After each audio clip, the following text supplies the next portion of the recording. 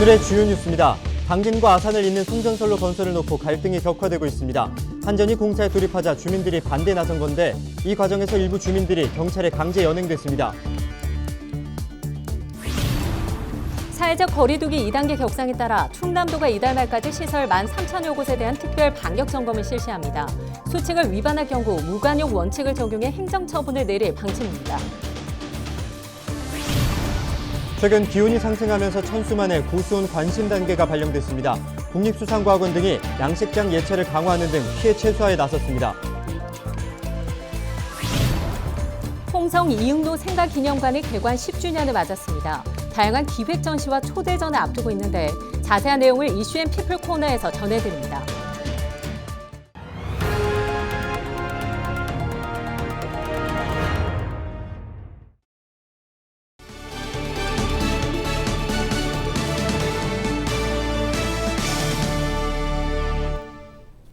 여러분 안녕하십니까? 헬로티비 충남 뉴스입니다.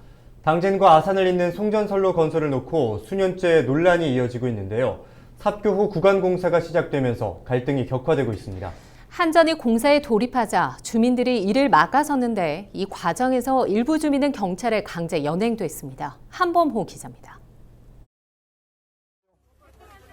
경찰이 굴착기 앞에서 사람들을 강제로 끌어냅니다. 격렬히 저항해보지만 소용이 없습니다. 당진 삽교 구간 송전탑 공사 첫날, 주민 70여 명이 반대 집회를 열고 공사를 막아서면서 한전 측과 충돌이 빚어졌습니다.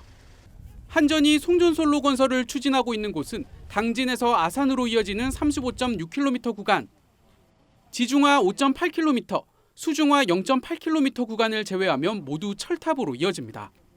주민들은 건강권과 재산권, 환경보존 등을 내세우며 지중화를 강력히 요구하고 있습니다. 주민들이 철탑으로 감으로 인해서 엄청난 피해를 보고 있지 않습니까? 삽교가 천혜여자원이면서 철새 보호구역이면서 이 상당한 철새들이 많이 와서 서식하고 있는 데고요. 격렬한 대치 끝에 공사가 시작됐습니다.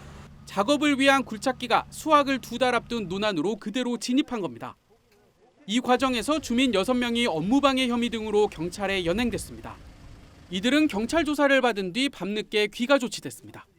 사람이 아니는 그냥 하나 이익적인 사업적으로 그냥 가버리는 그 자체가 우리 농민들을 아니 국민들을 완전히 억압하고 한전에서는 공사를 강행하고 뭐 이렇게 한 것에 대해서 솔직히 어느 분이 어느 농사꾼들이 이런 것에 대해서 가만히 있을 사람들이 없잖아요.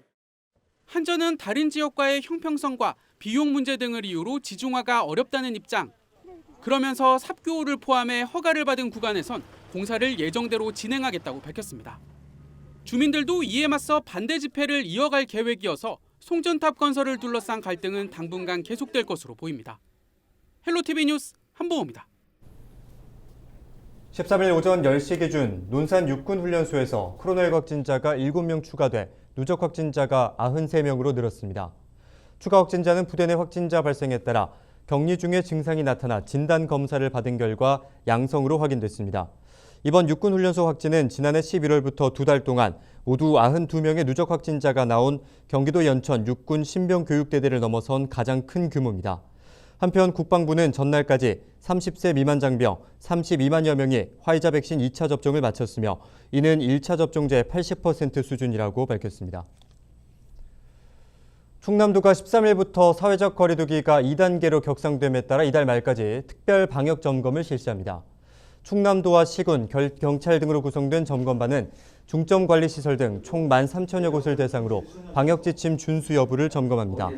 위반 시에는 무관용 원칙을 적용해 과태료와 영업정지 등의 행정처분을 내릴 계획입니다. 또한 도내 자가격리자에 대해서도 모니터링과 불시 점검을 강화하고 무단 이탈자에게는 신속하고 엄정한 법적 조치를 취할 방침입니다. 최근 기온이 상승하면서 천수만을 비롯한 전국 연안에 고수온 관심 단계가 발령됐습니다. 관심 단계는 주의보 발령 약 7일 전에 발령됩니다. 주의보는 28도에 도달하면 발령되는데 최근 천수만의 최고 수온은 24.3도까지 올라갔습니다. 국립수산과학원 등이 참여하고 있는 현장 대응팀은 양식장 예찰을 강화하고 산소 공급을 늘리는 등 양식 어가 피해 최소화를 위한 대책을 추진할 계획입니다. 충남도 산하 출자 출연 기간을 합리적으로 운영하기 위해 평가를 통한 퇴출 근거가 마련돼야 한다는 주장이 제기됐습니다. 이선영 충남도의원은 13일 본회의 5분 발언에서 지방공사와 공단의 자치단체에 막대한 재정이 투입되고 있지만 경영평가가 원칙대로 되지 않고 있다고 지적했습니다. 이 의원은 자치단체장이 효율보다 자기 사람을 임명하는 경우가 많고 산하기관에 대한 정확한 현황조차 파악하지 못하고 있다고 덧붙였습니다. 이 의원은 2년 전 한 출자 출연 기관이 정부의 근로감독을 받은 결과 관련법을 위반한 사실이 무더기로 드러났다며 경영 진단을 통한 퇴출 시스템이 마련돼야 한다고 강조했습니다.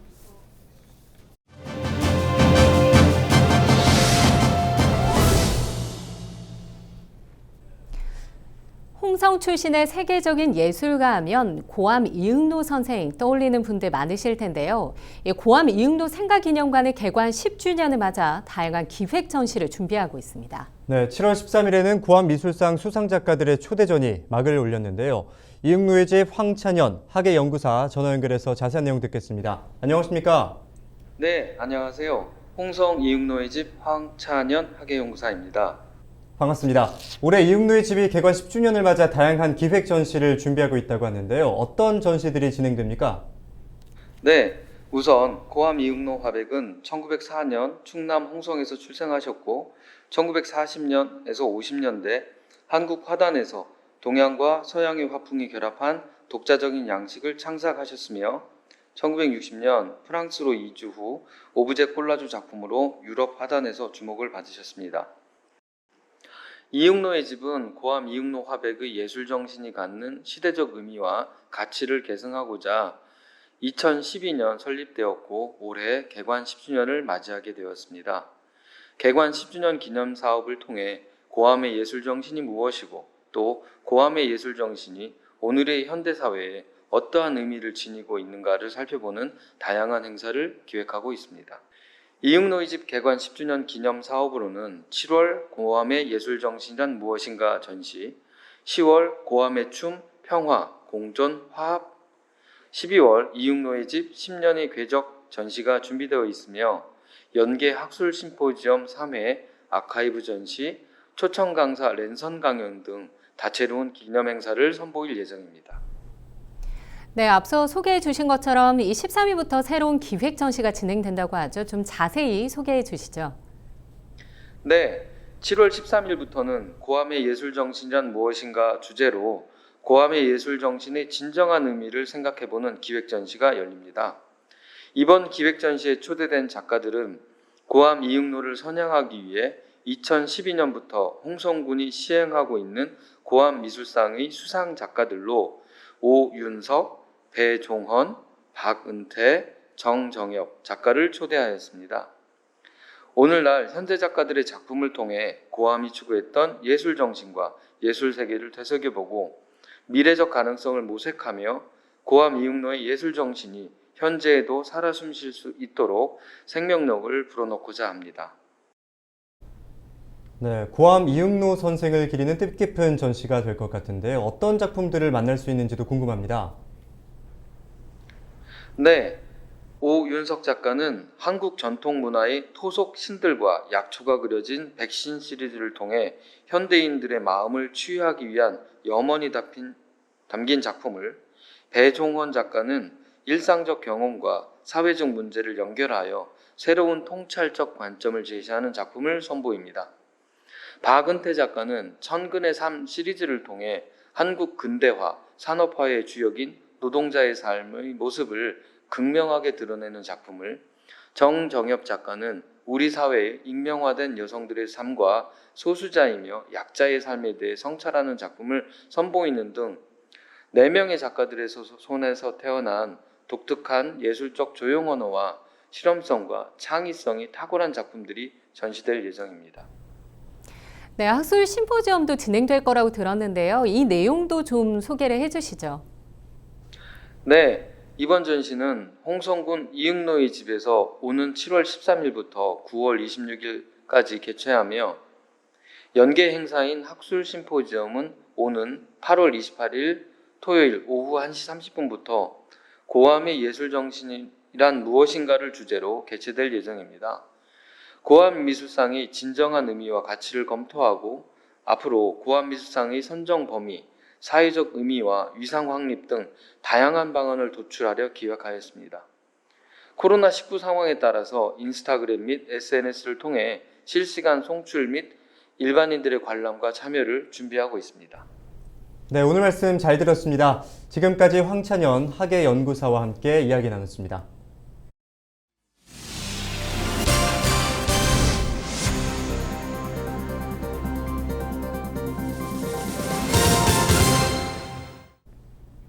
(13일) 새벽 0시 20분쯤 태안의 한 펜션에서 불이 나 5시간 만에 꺼졌습니다. 불은 2층짜리 펜션 전체를 뒤덮은 뒤 인근 식당 등으로 번져 건물 3개 동을 태웠습니다.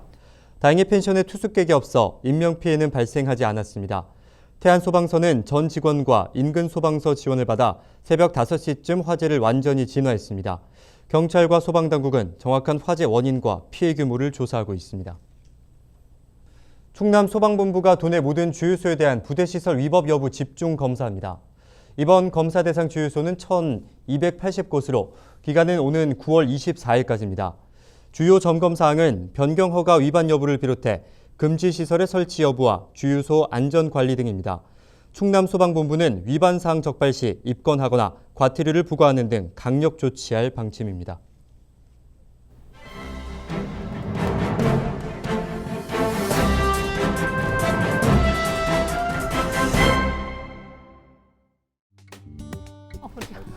충청권 거주자 10명 중 6명은 지역 기반의 지방은행에 대한 필요성에 공감하는 것으로 조사됐습니다.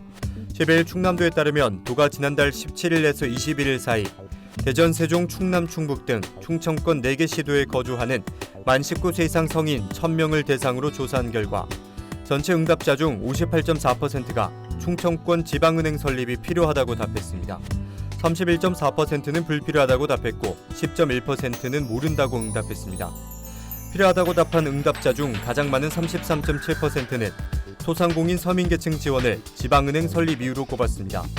뒤이어 지자체와 연계한 지역개발 사업 추진, 지역 중소기업 육성 지원, 지역사회에 대한 봉사와 공헌활동 순입니다. 도 관계자는 이번 설문조사를 통해 지방은행 설립 필요성에 대한 지역 민심을 확인한 만큼 정치권과 금융당국과 협의해 지역경제 활성화, 지역민 금융서비스 향상 등 충청권 시도민을 위한 지방은행 설립에 주력할 것이라고 말했습니다. 한편 IMF 외환위기 직후인 1998년 충청은행이 퇴출당하면서 충청권 지방은행은 23년째 부재 중입니다. 지방은행이 없는 곳은 수도권을 제외하면 충청권과 강원 지역이 유일합니다. 이 때문에 충청권은 지역경제 선순환 구조가 조정되지 않으면서 지역 자본 유출이 문제점으로 꼽히고 있습니다.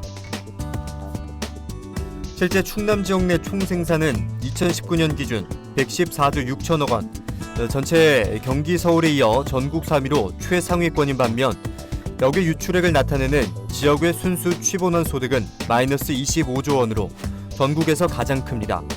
쉽게 말해 많이 벌지만 그 돈이 지역에서 순환하지 않고 타 지역으로 새나간다는 얘기입니다.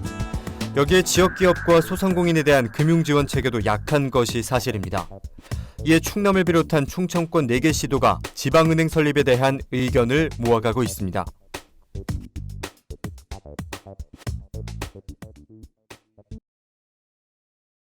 화이자 백신 2회 접종에 이어 3번째 추가 접종까지 하면 면역력이 최대 10배 높아진다는 연구 결과를 화이자 제조사가 발표했는데요.